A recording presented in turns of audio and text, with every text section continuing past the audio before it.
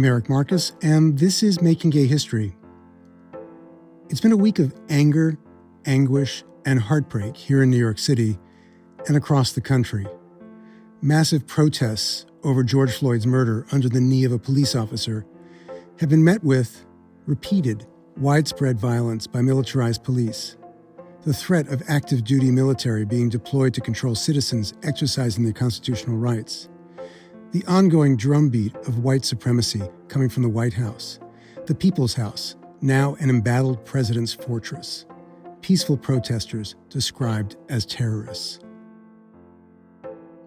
From day to day and hour to hour, I've been alternately sickened and heartened, filled with despair and then lifted up by the voices of people across the country demanding revolutionary change because Black Lives Matter.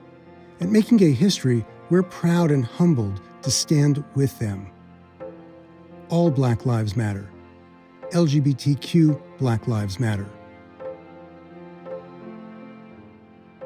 On Wednesday afternoon, I was sitting at my desk and heard noise I couldn't identify coming through my open window. My partner Barney and I went outside to see what was going on. Thousands of protesters marching up 9th Avenue as far as the eye could see, wearing masks, carrying signs, and chanting. They were heading north, and in a few blocks they'd be passing the apartment complex where Bayard Rustin once lived. He was a principal architect of the March on Washington for Jobs and Freedom. In August 1963, 250,000 Americans massed in Washington, D.C. at the foot of the Lincoln Memorial to demand an end to state-sanctioned racism. In this Revisiting the Archive episode, you'll hear Bayard Rustin in his own words.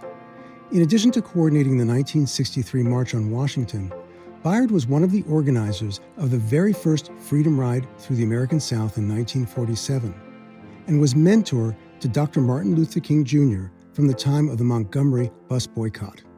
Bayard Rustin was a proud Black gay man who paid a high price for proclaiming who he was long before it was remotely safe to do so.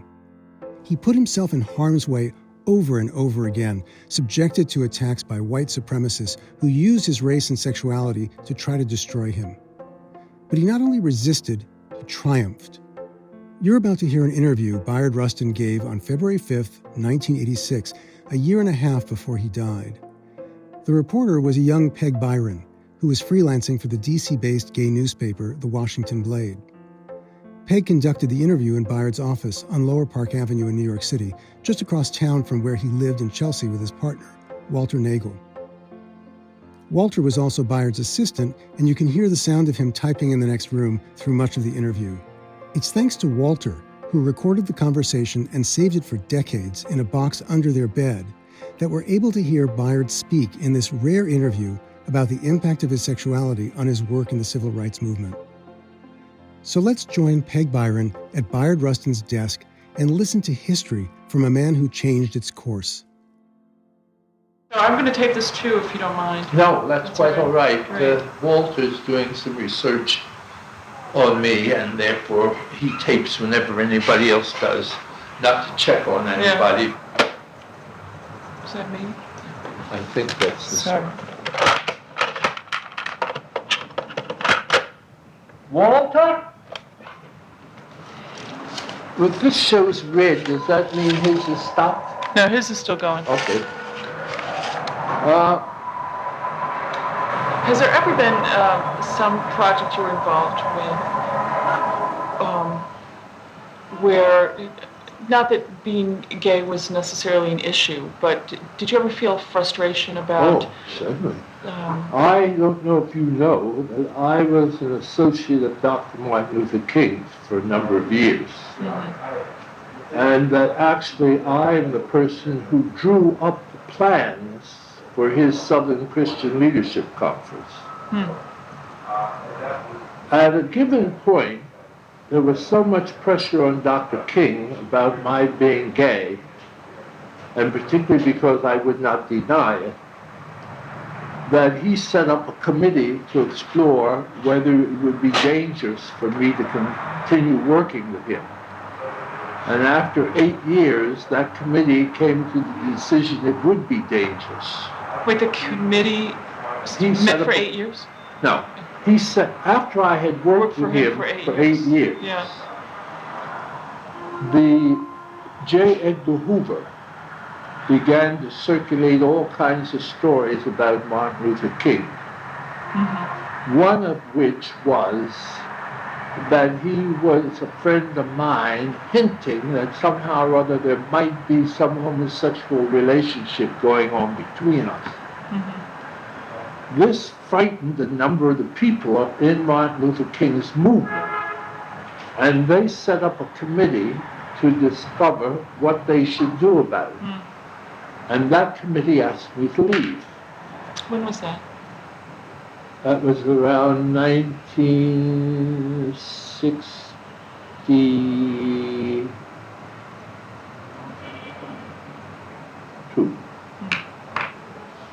And naturally, I took the position that if people feel that I am a danger to so important a movement, I would leave.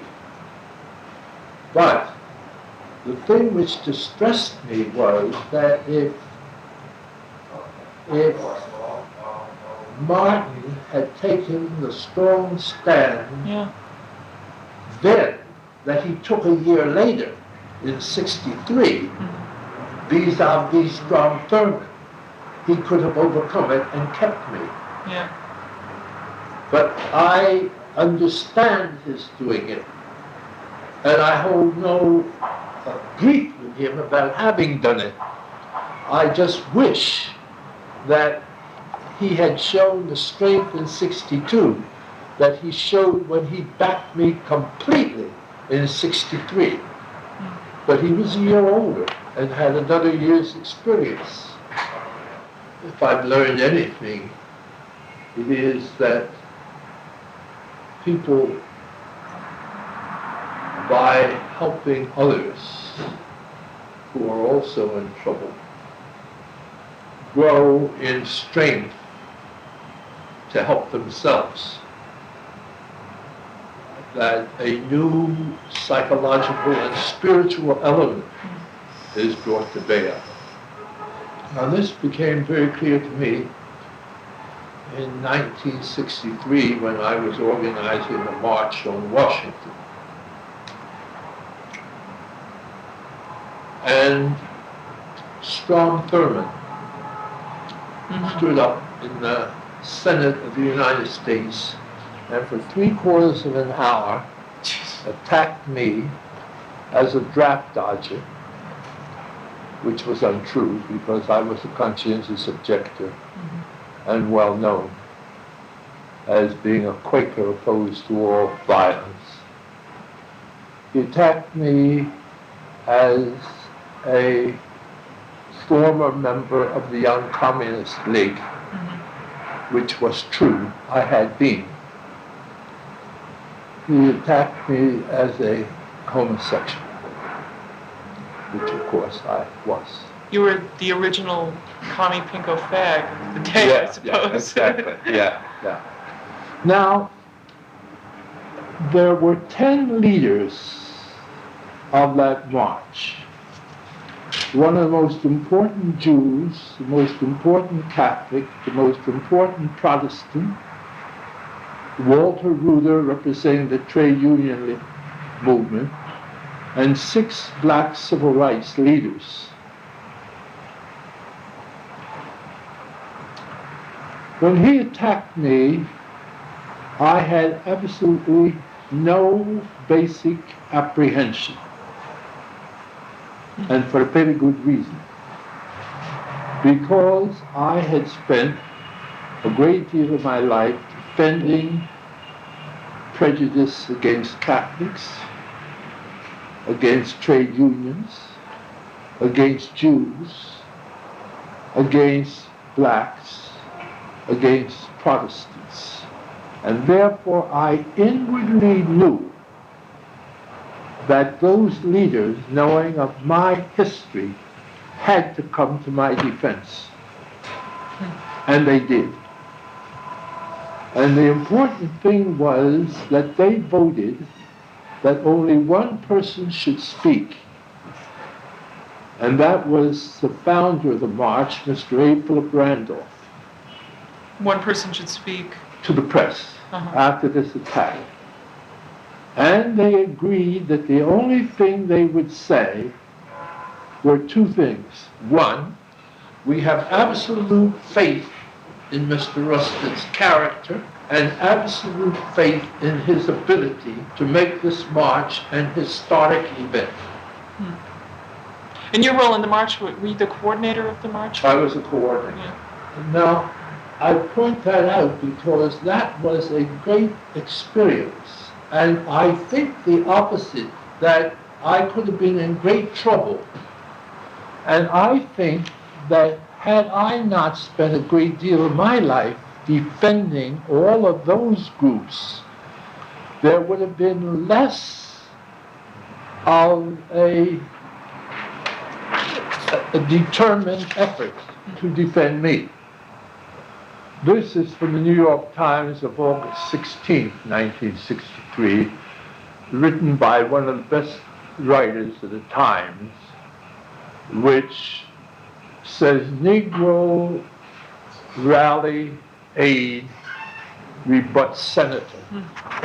So you'll have to read that now, but I thought you might find something in that of interest. Oh, that's great. Thank you. In other words, So, Negro strikes me so much as the New York Times homosexual well, in those lingo. days, In those days, that was the everybody said accepted Negro. Yeah. parlance, I know. Yeah. But with all the work you were doing in human rights at the time,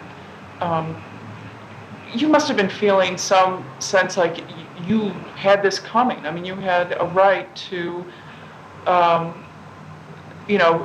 have your gayness as well as your blackness.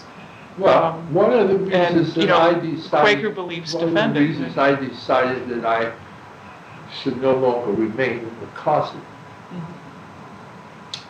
came from an experience I had as a black. One day in way back as far as 1947, I walked into a bus in the South, all prepared to do what I had always done in the South, take a seat in the rear.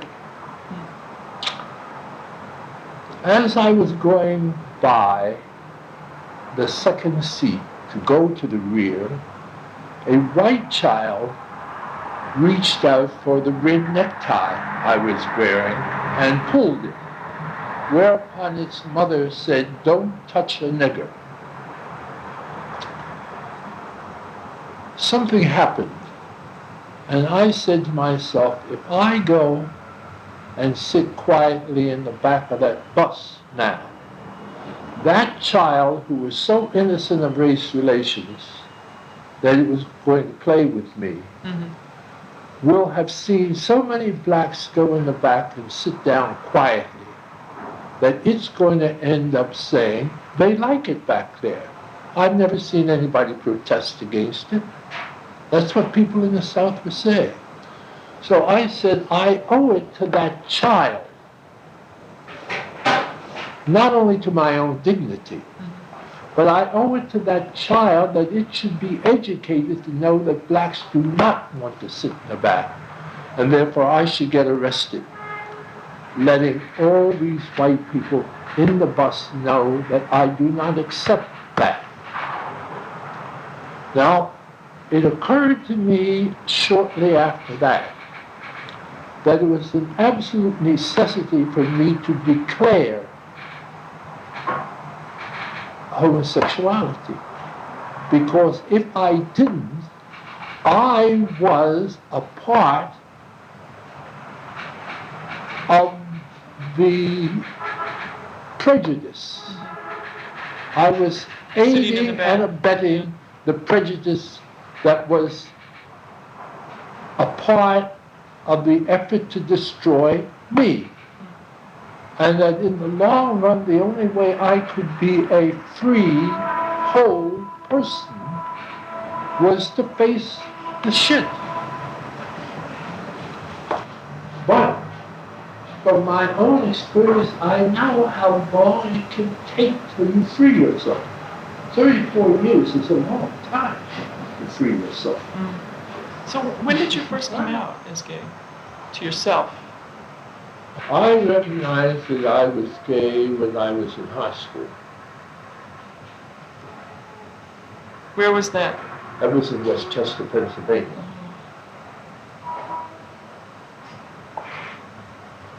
Westchester High? Is that Yeah.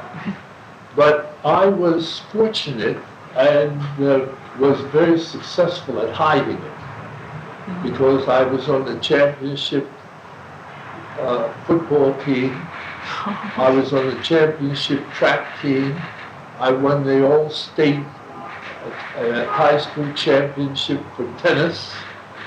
I was so popular, and boys in the school liked me so that they automatically made me the manager of the basketball team. I couldn't play basketball at all, in order that I would get 4 letters, because the manager got 4 letters. Right.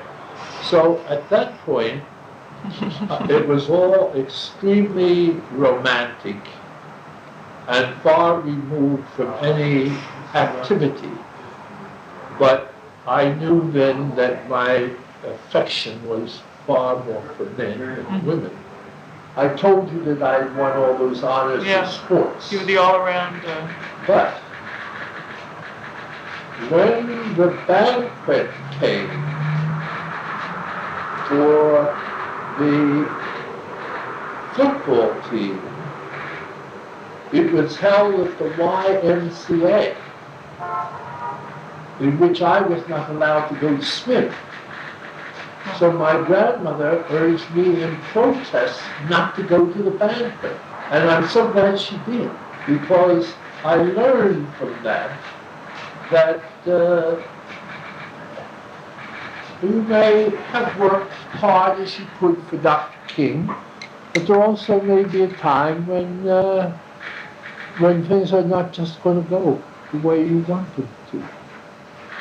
Or that if you had strength enough to fight them and not to go to the banquet where all your friends were, then you can deal with strong terms.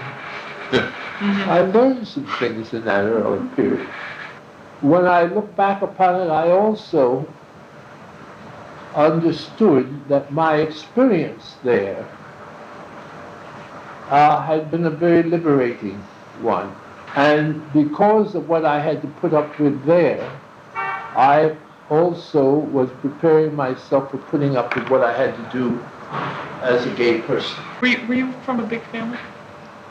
Well, I came from an immediate, very small family because I was born illegitimately to my mother when she was 16 and my father was 17. Now that was my immediate family. But because of their ages and their inability to deal with a baby, my grandmother and grandfather reared me. And they had 8 children. So I think of myself as coming from an enormous family. And in fact, I must have been 9 or 10 before I realized my mother was not my sister. And that's how totally accepted I was.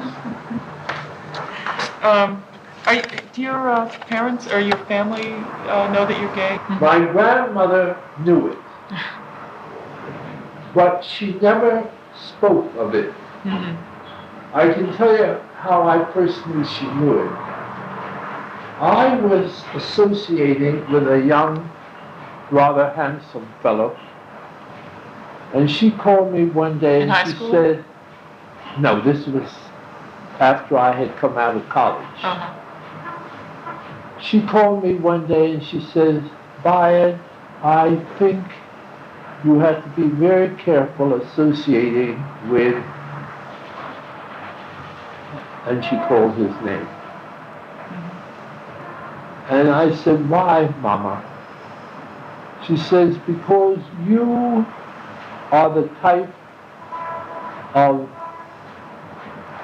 person who can easily get into trouble, and particularly where young men are concerned, always associate with people who have as much to lose as you have.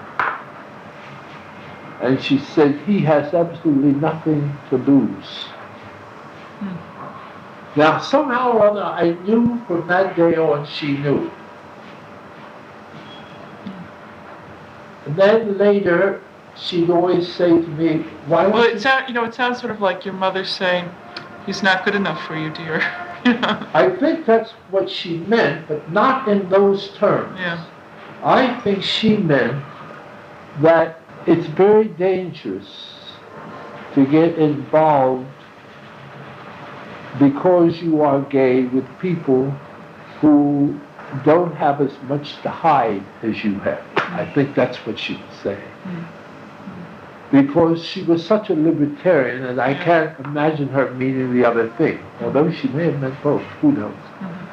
At any rate, later, when I went back to college, she would always say to me, why don't you bring one of your young friends from college home with you? We would love to have some of your young friends. And I would say, oh, fine. And she would say, oh, that young man that you've been writing me about from Cleveland sounds very interesting. Why don't you bring him? I think she was saving me from asking to bring him. Yeah. That's very sweet. Oh, she was a marvelous person. She really was. How did you like your trip to Washington, by the way? You spoke to the Yes, I enjoyed Black it. White Men Together. Yes, I enjoyed group. it very much. I thought it was a very good group, and I suppose when you get good discussion after talk, you always feel it's important. Yeah. Because that's what one goes for, to try to stimulate people's thinking. And my general thesis was that the human condition is of a single pattern, and that none of us is free, and none of us can practice democracy fully, so long as any other segment of the community or any country on earth is not democratic. And that therefore it was very important that as gay people sought their rights, that they understand the interconnection, and that therefore they're working for the rights of all other groups was in their own selfish as well as in their own humanitarian interest. I think one of the problems is this, that people who have been mistreated almost always tend to adopt the worst element of their enemy and mistreat other people. There is a great deal of prejudice amongst gay whites to blacks and Hispanics. This is understandable largely because everybody attempts to avoid the double jeopardy. I've got enough on me as a white queer, why do I have to have black friends and pull down a whole lot more crap on me? You follow? Yeah.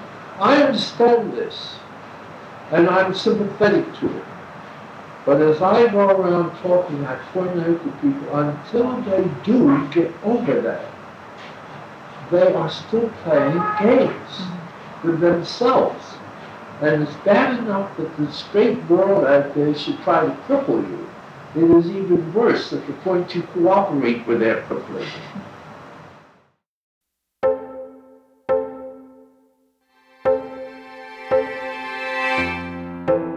Bayard Rustin made a decision early in his life, as he put it, to face the shit.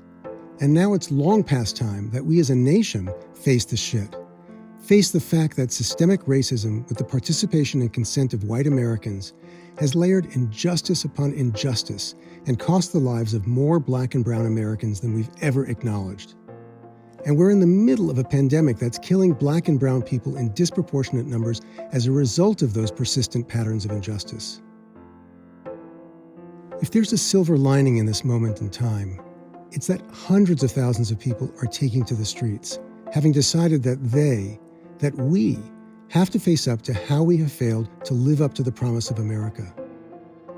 I'm not religious, but still, I pray for the health and safety of the brave protesters. And I pray for this country. Thank you to Walter Nagel for allowing us to digitize and share his precious recording of Bayard Rustin. Thank you also to Sarah Birmingham, Making Gay History's founding producer and editor, for tracking down the tapes and producing this episode. And thank you to Inga Detaya, Making Gay History's deputy director, for doing everything that needs to be done to get this episode to you. So long. Stay safe. Until next time.